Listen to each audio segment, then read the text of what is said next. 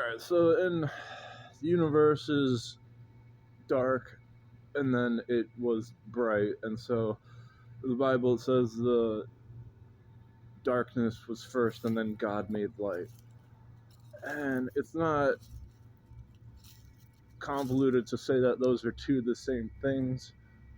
So, like, we perceive everything in dark first, and then light. I think that's appropriate to say.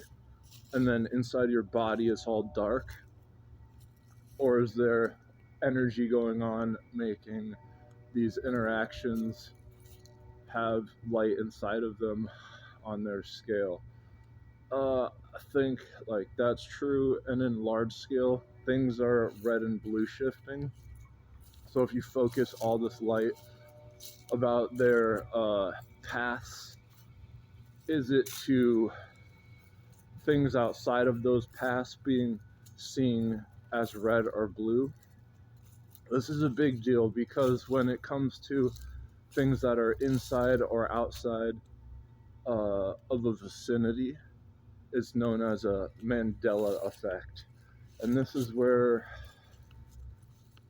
there's like a certain distance where something reflects and refracts, and it's just like how shadows, they have an umbra and a penumbra. This is like an extra area outside of them where it's about. It's just like when you're drawing breath, it's not from like a specific cone right in front of your lips. It's like varies. And so in this it's like how strong you're breathing in, where's the wind blowing. Wind is just a makeup of all these small atoms, and we're breathing them in. That is mind-boggling. But when you put it into perspective of a thing called dark energy, it's all this energy everywhere in empty space, and everywhere is in empty space. And so it's just literally all these little dots in every other space. There's this thing called dark energy. So if you're treating that like you're treating atoms of air, it's almost to the point of which like you can utilize that as an inner and outer of what though? And it's a Mandela effect. It's like this shining of an area where then it's focused, and that's so apparent inside the universe. It's like an observable universe is only where light has reached, like the telescopes that we use, and so like we can never see outside of it because the speed of light hasn't traveled that far yet. And so that's like a Mandela effect on steroids. And so I think in viewing like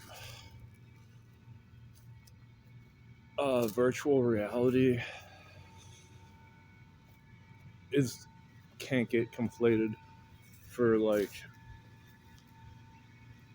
actual reality. And so when you're using those two things interplaying, it's kind of like how in Alice in Wonderland they're painting the roses red, and then Humpty Dumpty, it's like with all the king's horses and all the king's men, they couldn't put Humpty Dumpty back together again. When you have like a ruling of the land that's like an extreme of things,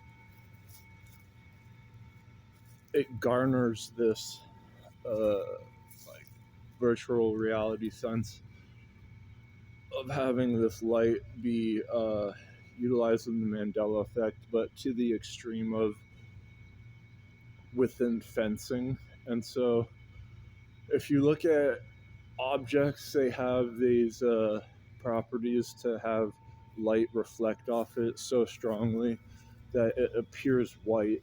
And so it could be, you think that it's painted white, or that there's stuff falling in front of it, and that makes it look like it's white,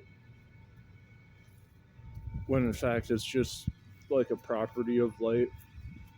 If it's on something, a surface, in a certain way, it looks that it's white. So I'm saying like it could be applied the same way on larger scales where it's red shifting or blue shifting, so the thing would look red or blue. And that's fitting because in 3D glasses they're red and blue, and when you put those together, there's drum roll, the 3D depth perception versus Mandela effect closely. Another fun fact: the Zima effect. It's like when things are being switched or transmitted. There's like these lines of symmetry.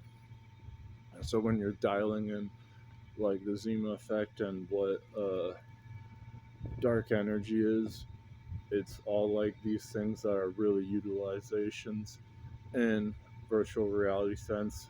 And this is all jumbled, but this definitely uh, a great focal. This definitely a great focal.